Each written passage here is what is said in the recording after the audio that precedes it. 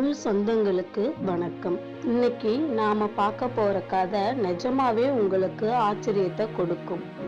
வள்ளுவர் ஒரு குறள் சொல்லுவாரு, தெய்வம் தொழால் கொழுநன் தொழுவால் பெய்யென பெய்யும் மழை. அதாவது ஒரு பெண்ணின் மனவலிமை மழையையே வரவழைக்கும்னு சொல்லுவாங்க. ஆனா மணிமேகலை காப்பியத்துல வர்ற ஆதிரை மழையை மட்டும் இல்ல, எரியிற நெருப்பையே தன் கற்பால குளிர வச்சா. தன் கணவன் இறந்துட்டான்னு நினைச்சு தீயில குதிச்ச ஆதிரைய அந்த நெருப்பு ஏன் சுடல? அமுத சுரபியில மணிமேகலை முதல் பிச்சைய ஏன் இவங்க கிட்ட வாங்கினாங்க? ஒரு பெண்ணோட அறம் எப்படி இயற்கையை வென்றது? இதையெல்லாம் பத்தி தான் நாம இன்னைக்கு வீடியோல சுவாரஸ்யமா பார்க்க போறோம். ஸ்கிப் பண்ணாம கடைசி வரைக்கும் பாருங்க. பூம்புகார் மாநகரில் சாதுவன் ஆதிரை தம்பதியினர் மகிழ்ச்சியாக வாழ்ந்து வந்தனர். ஆனால் விதி வேறு விதமாக இருந்தது. சாதுவன் ஒரு பரத்தையிடம் மதிமயங்கி தன் செல்வம் முழுவதையும் இழந்தான். வறுமையில் வாடிய அவன் மீண்டும் செல்வம் ஈட்ட கடல் கடந்து வாணிகம் செய்ய முடிவு செய்தான். ஒரு பெரிய கப்பலில் ஏறி பயணம் மேற்கொண்டான். ஆனால் நடுக்கடலில் புயலில் சிக்கி அந்த கப்பல் சிதறியது. சாதுவன் கடலில் மூழ்கி இறந்துவிட்டான் என்ற செய்தி பூம்புகார் வந்து சேருகிறது. இதை கேட்ட ஆதிரை நிலை குலைந்து போகிறாள். தன் கணவன் இல்லாத உலகில் வாழ விரும்பாத ஆதிரை ஊரே பார்க்க ஒரு பெரும் தீ வளர்க்கிறாள். சுற்றம் தடுத்தும் கேளாமல் அந்த தீயில் குதிக்கிறாள். ஆனால் அங்கேதான் அந்த அதிசயம் நிகழ்ந்தது. நெருப்பு அவளை சுடுவதற்கு பதிலாக ஒரு குளிர்ந்த தடாகத்தை போல அவளை தாங்கியது.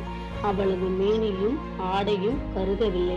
கற்பு கரசியான உன்னை சுட எனக்கு தகுதியில்லை என்று அந்த தீயே ஒதுங்கியது.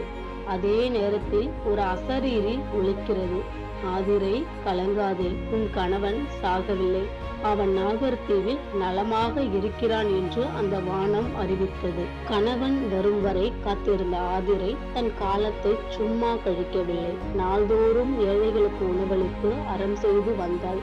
இதனால்தான் மணிமேகலை தெய்வம் மூலமாக அமுத சுரபி பாத்திரம் மணிமேகலைக்கு கிடைத்த போது யார் கையில் வாங்கினால் இந்த பாத்திரம் வற்றாமல் உணவு கொடுக்கும் என்ற கேள்வி எழுகிறது. அறம் தவறாத நெருப்பையே வென்ற ஆதிரையிடம் முதல் பிச்சையை வாங்க சொல்கிறார்கள்.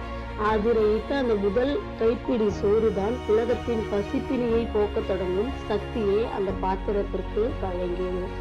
ஆதிரையின் கதை நமக்கு சொல்வது ஒன்றே ஒன்றுதான். தூய்மையான அன்பும் அறமும் இருந்தால் இயற்கையே நமக்கு அடிபடியும்.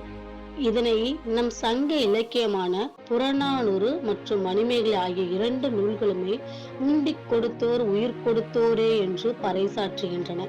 இதன் பொருள் வெறும் பசியை போக்குவது மட்டுமல்ல, ஒரு மனிதனின் வாழ்வாதாரத்தை நிலைக்க செய்வது. உண்டி எனப்படும் உணவே ஒரு உடலை உருவாக்குகிறது. அந்த உணவை அளிப்பவர் அந்த உயிருக்கே ஆதாரமானவர் ஆகிறார். இன்றைய இயந்திரமயமான உலகில் நாம் எத்தனையோ தானங்கள் செய்தாலும் பசித்தவருக்கு அளிக்கும் ஒருவேளை உணவுதான் உன்னதமான அறம். இதனை மணிமேகலை சீத்தனை சாத்தனார் கூறுவது போல, ஆற்றா மாக்கள் அரும்பசி களைவோர், அதாவது பசியால் வாடும் மக்களின் துயரை துடைப்பதே உண்மையான மெய்நெறி வாழ்க்கை. எனவே நம்மால் இயன்றவரை பசித்தவர்களுக்கு உணவளிப்போம், உயிர் காப்போம். இந்த வீடியோ உங்களுக்கு பிடித்திருந்தால் லைக் செய்யுங்கள். தமிழ் இலக்கியங்களை இன்னும் ஆழமாக தெரிந்து கொள்ள நமது சேனலை தொடர்ந்து பின்பற்றுங்கள். நன்றி.